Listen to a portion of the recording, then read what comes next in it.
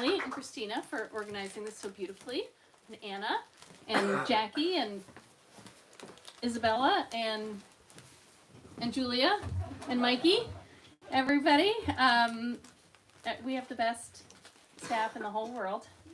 And, okay, what did I want to say before we start? Okay, here's what's going to happen today. You're going to drink a margarita, and that's going to make you feel a little good. And then you are going to be entertained by 4 of the best picture book creators on the planet in a row. And then I'm going to read you my book. And then if there's another margarita, you're going to drink that too. Okay, so sorry about that. Natalka, what is the address of Elsa? Oh, it's 136 Atlantic Avenue. More margaritas over there. 136 Atlantic Avenue is where you go when you leave here. Okay. So wait, who goes first? Who's first? Okay, so number 1 in the batting lineup. I'm waiting to see his little face. Coming to us from Texas in kind of a cowboy hat. Howdy. Is Brian Floca.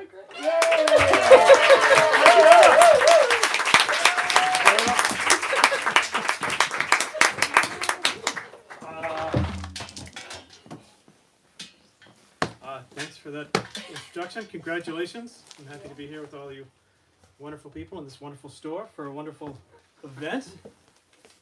I know a lot of us have enjoyed your novels for years now, Emma, but some of us have asked ourselves if you were ever going to write a real book. And you have now, so you're an author, full stop, no more asterisk. Congratulations. One of the things you do when you're an author and you get invited to help another author celebrate a very special, personal, important moment is you think about how you can turn that around and sell your own books, but in a subtle and tasteful and respectful way. I make a lot of vehicle books, so I thought I would try to incorporate something about vehicles into this. And for some reason, the term that came to mind was Batmobile. We've all heard of the Batmobile. But then I thought, Catmobile. I like to do a lot of research in my books. It's a very important part of the delay and procrastination process for me. So I started researching Hatmobile. And I got online and I found a video of an actual Hatmobile. And I pushed play to see what this thing looked like. And just as I did, it was uncanny, but the screen went dark. So all I have was the audio. Now I have an actual audio clip. It's about 30 seconds from this video. And I want to play it for you. And then my thinking is that together we can try to come up with what the Hatmobile actually looks like, or maybe should look like. So this is the actual audio, and it's going to be a little something here for you, Sophie. Good morning, good evening, good day. My name is Ruth. I live in Australia. I'm the driver of the Hatmobile. I'm terribly passionate about hat making, teaching, and using the hat making skills as a therapeutic outlet, which has driven me to finish my psychotherapy degree, and that allows me to hold a class in a different way and think in a different way. The Hatmobile, ladies and gentlemen. Thank you. All right, so I have a list of just a few elements that I think we can try to put together to come up with a Hatmobile. Of course, Richard Scarry is sort of our starting point for anything that ends with mobile. So the body of the vehicle obviously will look like a hat. And I have some candidate hats for us here. Derby, top hat, cowboy, basketball cap. I don't really like, we're not going to do the baseball cap. Bucket hat, beret. I'm not going to do the beret, that's too. Fedora, tricorn. Oh. Any, She's Australian. Don't they have different hats out in the well, this is out there in Australia? Prairie? she's from Germany, so Well, it's across, it's an international, what kind of hat? And a kubra. And a kubra. And a kubra. Snake? You wanna come? All right. Anyone else? A mishap. A what? A mishap. What's a a mishap? A mishap? Oh, we've got a mishap underway right now. So that's Cowboy. Cowboy hat. Thank you. All right, cowboy hat. Cowboy hat. Good one. Thank you. All right, cowboy hat. Now we need the wheels or equivalent. We can go tires. We can go skis, treads, boat hull, or pontoons. Pontoons. no. That's cool. You know about the pontoons? I like that idea. Something It's different. my own fault. Okay. It's my own fault. You asked for it, you got it. Pontoons. Get the little fin. Pontoons. Now, locomotion, outboard motor, exhaust pipe, solar panels. Someone in the back? So, Solar. Wood. we're going to be driving with the sun in our eyes. So, Oh, that's easy. we do receive an endorsement from Brooklyn Solar, so we know the solar panel needs. Wings? Yes or no? Yes. Which leads to propeller or jet? Angel. Propeller. Propellers.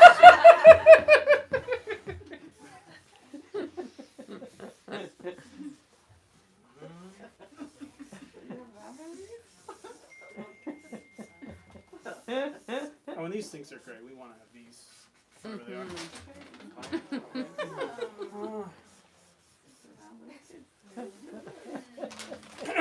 Looking good.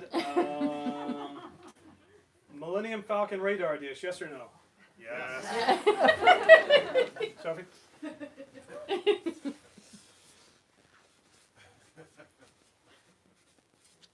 How accurate is that? The angle's all wrong, to be honest with you. Oh, we don't care. We got our drinks. All our angles will be wrong shortly. And then you want to show that it's That's a little active. embellished. Now it looks like it's bad cheese, but okay. Here's an important one: windows, large or small, because we can totally alter the scale of this thing depending on the size of the windows. Yes. Palladian. Palladian. I like a Palladian window. All right, look, just for you, and just to show you that I took an art history class in college. A Palladian window. You didn't think I'd do it, did you? Well, the best Palladian windows I've ever seen is Grandpa's Newfoundland. I just couldn't believe it. It was in the middle of the night. Okay, let's have a window for the driver. I guess that could be it. Why not? Why not? And now the final touch. I was gonna put a little hat on this as the final touch, and I guess I still can. But now we're blocking some of the solar power. But they'll figure out what to do about that. There's the Hatmobile. Thank you.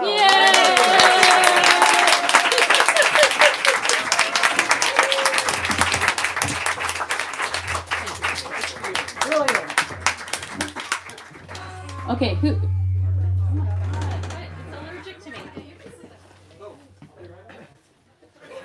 Who's Ruth? You're next. Okay. Okay. Yes. No. Yeah. Sure. Yeah. I can't remember. I've had 3 sips of the margarita and I don't remember what's happening. Okay, next up we have Ruth Chan. What? It's my belt? Oh my God. Solar panels. It's my solar panel. Okay, next up we have Ruth Chan, who is I would say just like a staff favorite. Everyone loves Ruth, literally everyone. And she's wearing an amazing ensemble. So And whatever I say, no one has to listen to. you don't have you have to listen to Ruth. Yeah, hi Ruth Chan. Hi Ruth Chan. Hello. Hi. I'm wearing my favorite hat, which has a California condor on it. And if you want to know why, California condors are amazing. You can come find me later and I'll talk to you for 2 hours about it. So I was just going to tell a quick story about hats. I grew up in Canada, and so we are impervious to cold. So I don't have many hat stories because we didn't really wear hats. I don't know why. Because you're Canadian. Because it doesn't matter. But I do have one hat story from 4th grade. I had my first crush in 4th grade. His name was Matthew Vayette. He was so cute. He spoke French and English. And I just, like when you're in 4th grade, you're just so nervous that your crush is like all the way on the other side, and that's enough for you. And there was one day that we were told that we were going to do square dancing and that we would be matched boy and girl. And so we were told to line up in height order, and guess who is matched up with me? Oh. It's Matthew Vayette. Oh. And I am so nervous the entire time, and I was actually very shy back then. And so I remember the whole time we would practice, one, I'm not good at dancing anyway, and two, I just could not get my body to do anything because I was so nervous. But also trying to impress him. It must have been a mess. So every time we did a practice, it was horrible. And then there was one time where the teacher was like, okay, well, now we're going to do a dress rehearsal. So you're going to put a scarf around your neck, and you're going to wear a cowboy hat. And, I thought, oh, man, this is so bad. We don't wear hats. I'm going to look so weird. It's going to be even more awkward. But something happened when I put that hat on. It was like I had magical powers. I was so confident all of a sudden. And so I remember I put the hat on and we were practicing looping arms. And I was just so gung-ho about it that I looped his arms so hard that he fell over.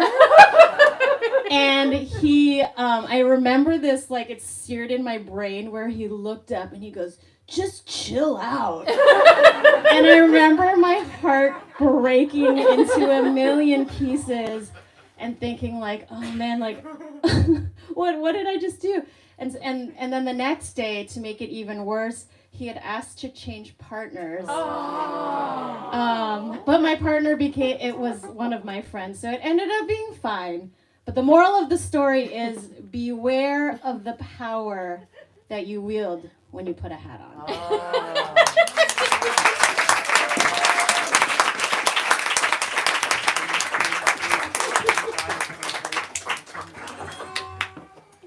Okay, next up, we have Adam Rubin, who is wearing one of my hats.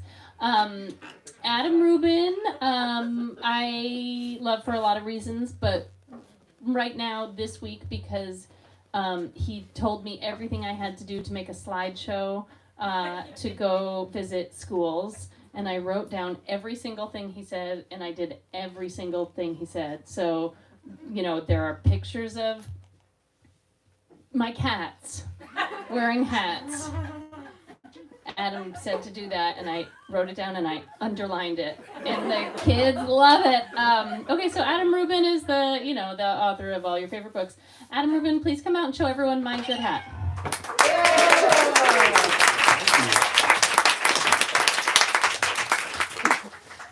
I do offer cat hat consulting.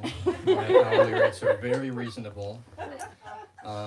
Thank you for inviting me, Emma. We're all very excited about your new book, and I was a little confused why you invited me to do this for a minute.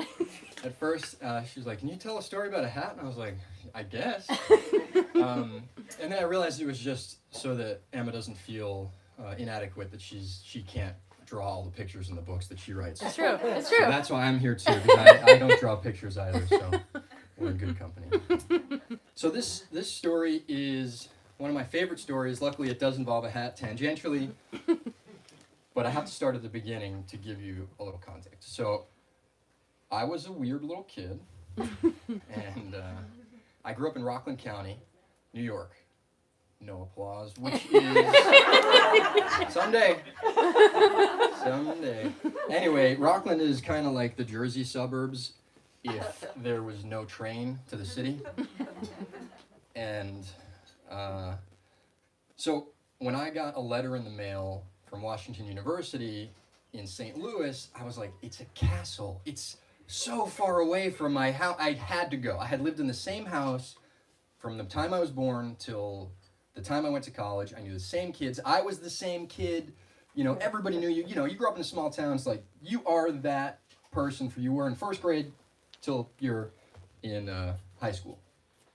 So I was excited. I was like, I'm going away. I'm going far away. Most people were going to like Syracuse or SUNY Rochester, or what was the one? Cornell. A lot of Cornell kids in my high school.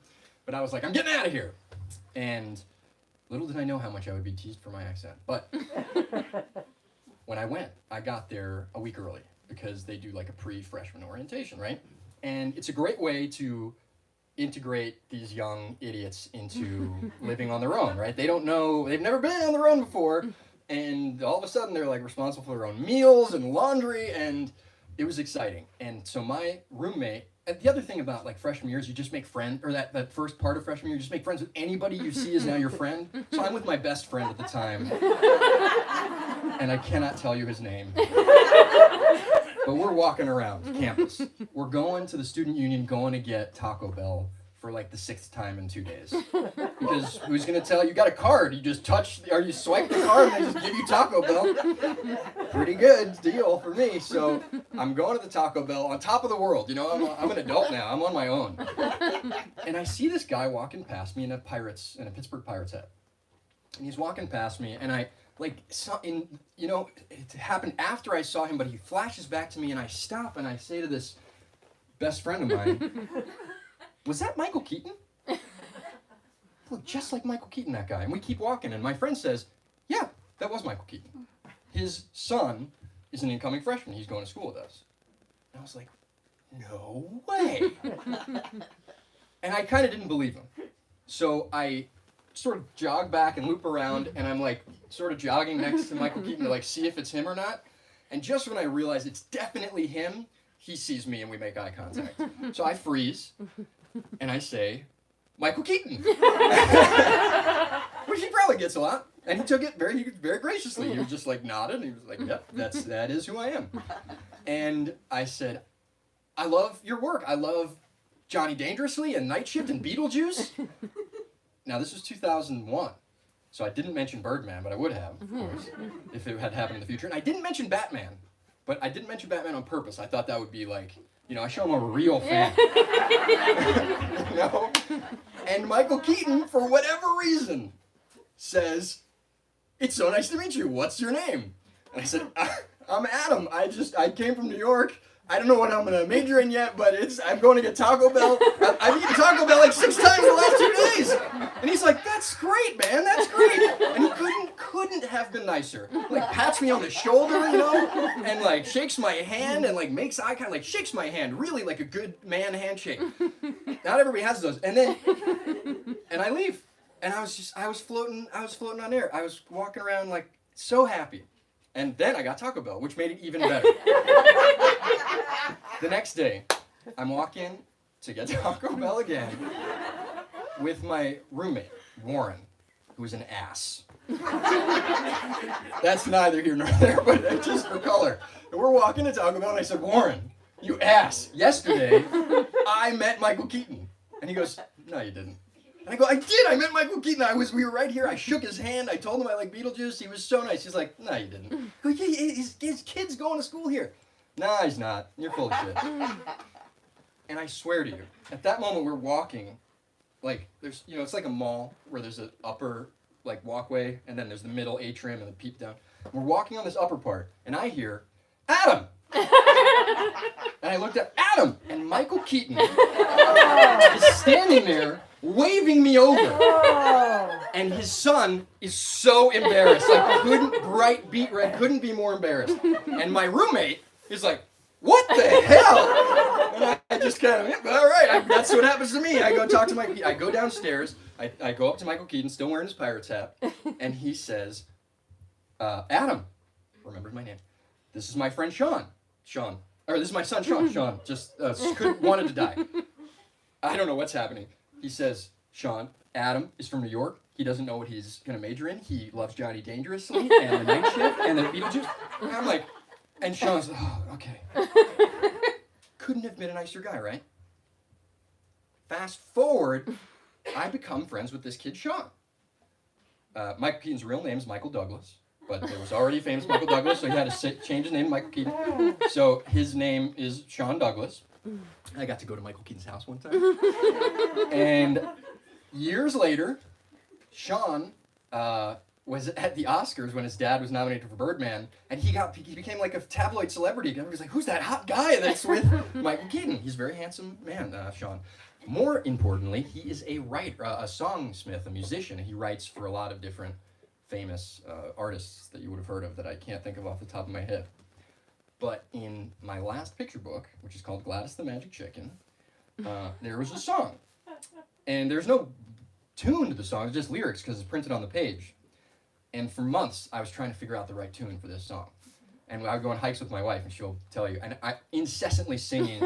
I'm not a musician. I don't know anything about songs, but just incessantly trying to find a tune for this song until I finally realized, hey, maybe my friend Sean Douglas will help me out. He's busy. He was so happy. He couldn't have been nicer about it, just like his dad. And he wrote the music for the Gladys the Magic Chicken song, which I will play for you now. Here we go.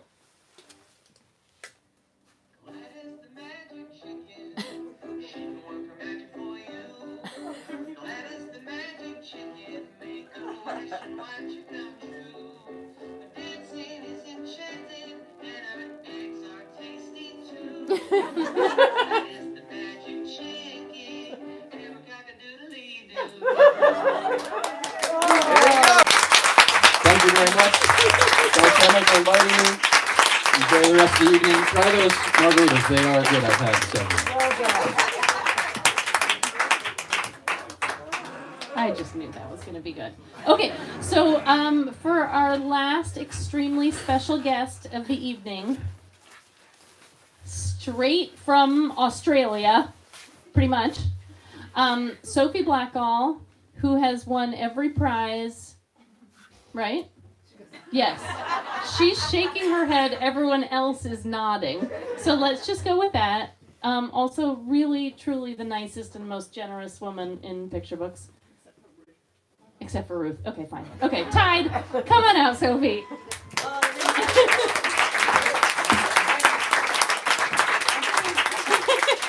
My assistant, Ruth.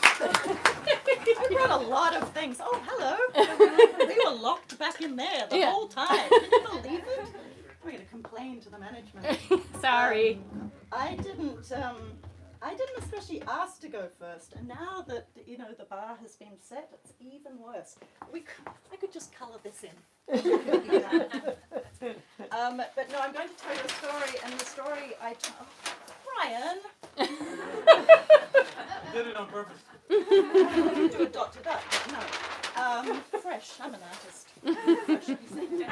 Are you comfortable? Yeah. I don't know what you need me to do. I have so many things. So the story that I'm going to tell you takes a minute and 14 seconds, but the drawing part is probably going to take half an hour. So I know it's Emma's night and everything. All right. So this is. Thank you, Ruth. I'm going to put this here because it's really humiliating. No, I think actually I'm good. I know, but you can stay. Here, you sit. There's a chair. All right. I'm going to. Yeah, you guys are allowed out too. I'm going to tell you a story. You can't hear me when I turn around, can you? It's problematic. Do you want me to hold the microphone? Can you hear me? What? Yes, it's fine. But thank you, Ruth. I'm going to tell you a story about my late ex-husband, whose name was Nick. And he grew up in a... That's him. Right.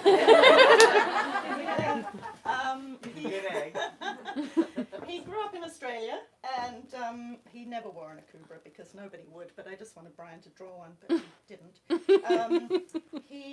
He grew up in the 70s, and it was a time of, T-shirts and flares and sneakers, and Nick had brown leather shoes, which were, just embarrassing. There's one. Look at them. Jeez. There's another one. That's pretty much what they were like. And they were hand-me-downs, so there was that. when everybody else was wearing their jeans, he had some nice green corduroys. A bit brown, the wrong length.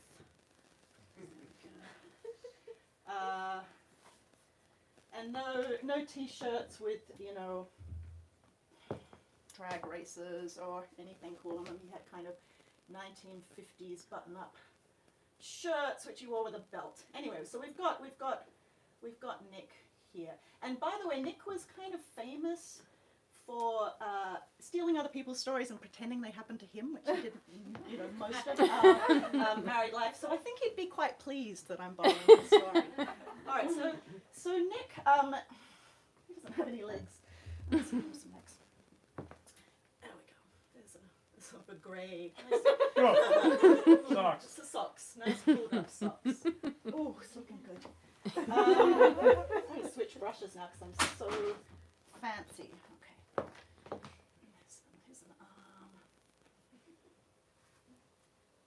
This is why I never draw in school visits, because kids say, "Are you trying? is that your best?" Yeah, pretty much. Okay. So here he is.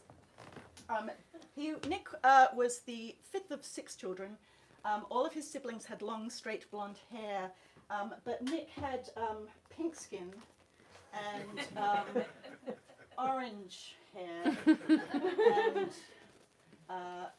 that was sort of unruly, and lots of freckles. I'm going to put the freckles in later on because, you know, this is art. This watercolor, they'll just bleed. It's a lesson. I'm going to do a lesson. All right. So one day, Nick was about 11, and he was quite miserable. He was miserable because of the great misfortune, as he saw it, of having pink skin and orange hair, which obviously was not a misfortune at all, but when he was 11, he saw it as that. And there were some other misfortunes, you know, there were the corduroys and the shoes and everything, and he ran away a lot. And the thing was, his family never noticed. He'd be gone. He was once gone overnight. He was about 9. They didn't notice. He came back in the morning, knocked on the door, and they were like, "Oh, you could have come in the back." But yes, look, let's give him some freckles. Now that we're, that's much better. Okay. He's going to have some other features, don't worry. It's just got to dry. It's all going to happen. So here's Nick. He's run away yet again, and he's wandering around the streets, and he sees. He sees.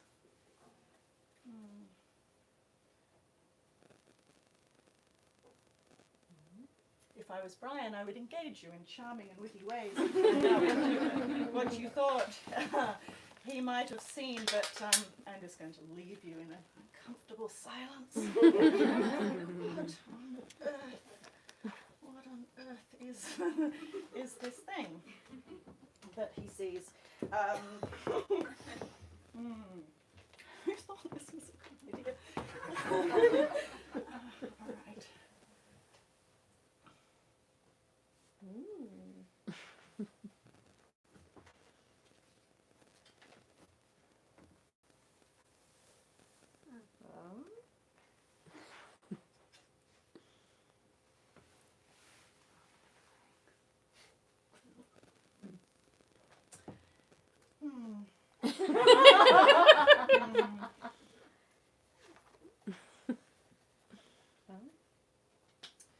He sees a little old lady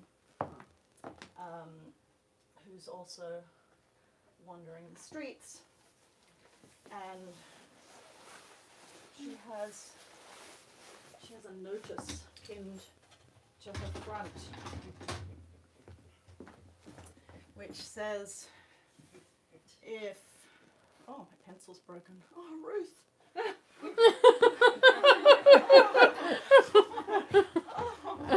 We have to do it. Orange. No, it won't. Wait a second, Sophie, I have the right one. Oh, is it a 10B though? No, I mean, 10B are quite hard to find. Oh, that will do. That will do. Thank you. All right.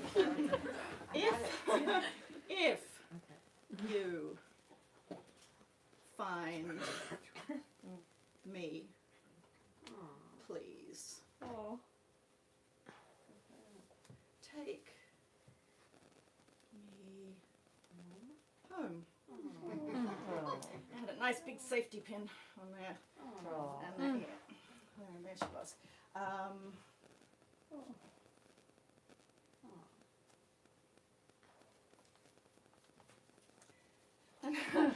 And she saw Nick, and Nick saw her.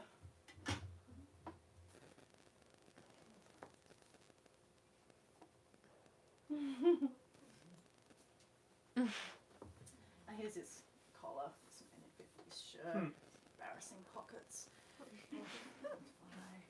It's a nice belt. And she said hello, and he said hello back. And then she reached over with a very long arm. Like this.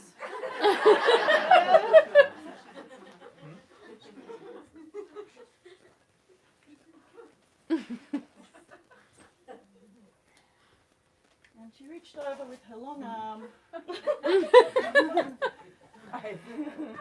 And she said, "Oh, yes. I used to have a hat like that." Yes, that's It'll take me half an hour to pack up. Now you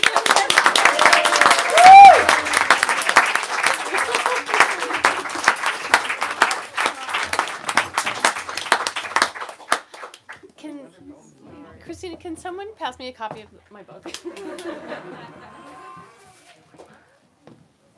Thank you, Adam. Thank you. So good. I just knew. I gave them absolutely no direction or guidance, and they each did something so perfect.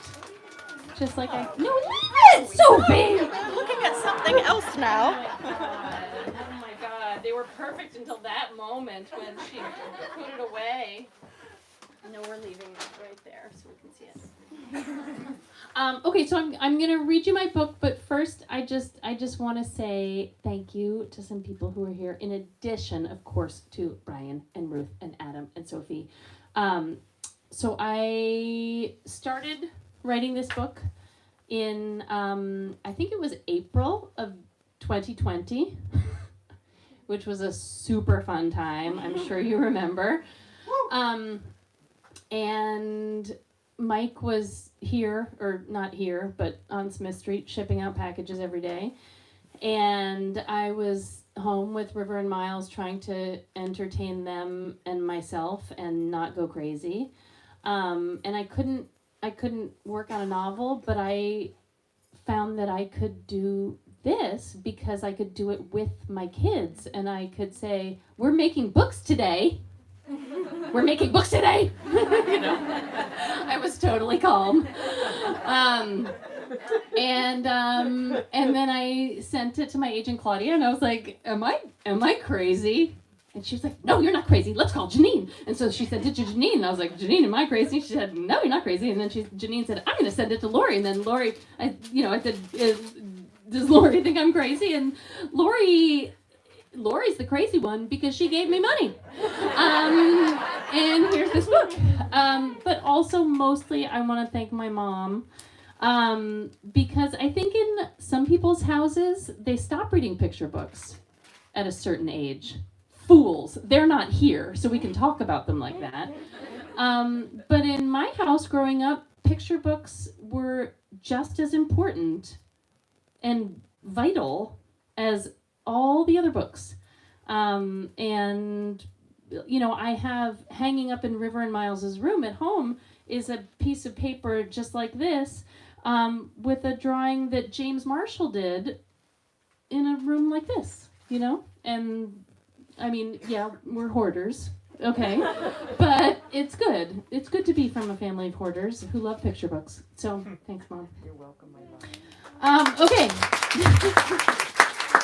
And stay tuned because our picture book is coming next. So just, put that in your calendar. Okay, so I'm gonna read very good hats, and then we're gonna finish drinking our margaritas and talk and do whatever we want, right? Okay.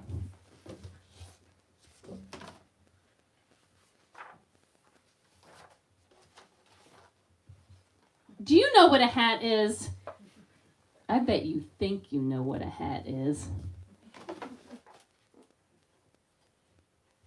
Dramatic pause. Some people think hats are fancy things you can buy at a haberdashery. Haberdashery is really fun to say in front of a group full of first grade people. Like, what? I learned something. But that's just the tip of the iceberg. Acorns make snug hats for your fingers. Raspberries, chewed up gum, tortellini, and doll shoes work too. Turns out every child has put raspberries on their fingers, but some of them think chewed up gum is gross. An empty pudding cup makes a good hat for a stuffed bear. Cats and other small furry creatures are good hats in the wintertime. Hardcover books are nicely dramatic hats if you have excellent posture. You may not be able to see from where you're sitting, but this mother who has excellent posture, the books on her head say, "Books are magic." Oh. I know, I didn't even ask, and she just said it. Okay. Paperback books are floppier than a soggy beret. This afternoon I went to an international school and the French class was in front and they asked me what a beret was. What are they learning there? Bubbles make very fine hats, if temporary. A crown is a hat for a queen, but flowers can be too.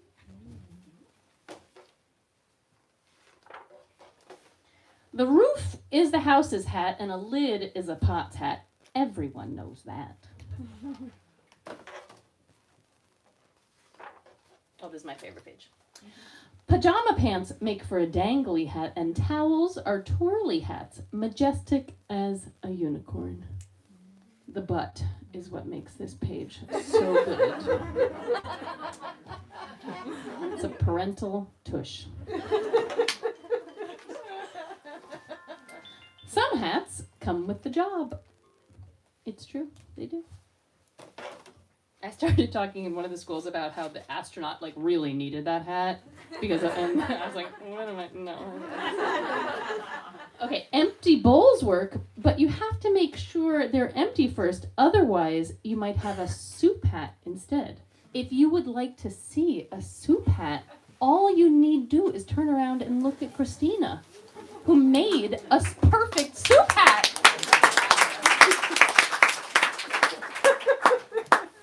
Some of the best hats come from grandparents.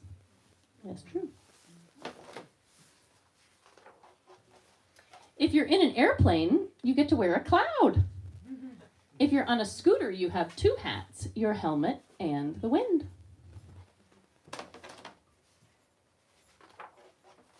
At the baseball stadium, hats are filled with ice cream. This is, in fact, my only interest in baseball.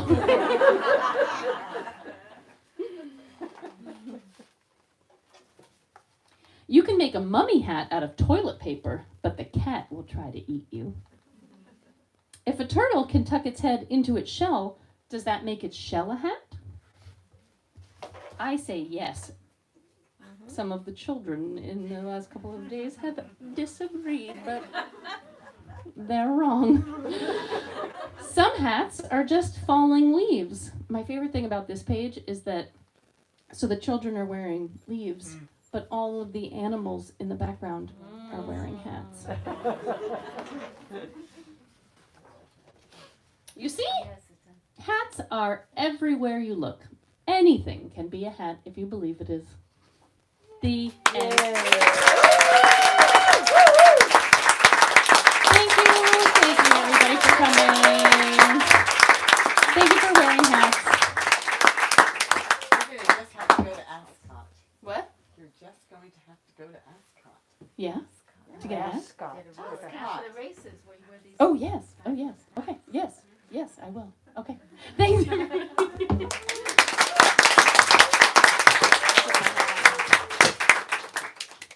There we go. Yes. Wonderful. Nice job.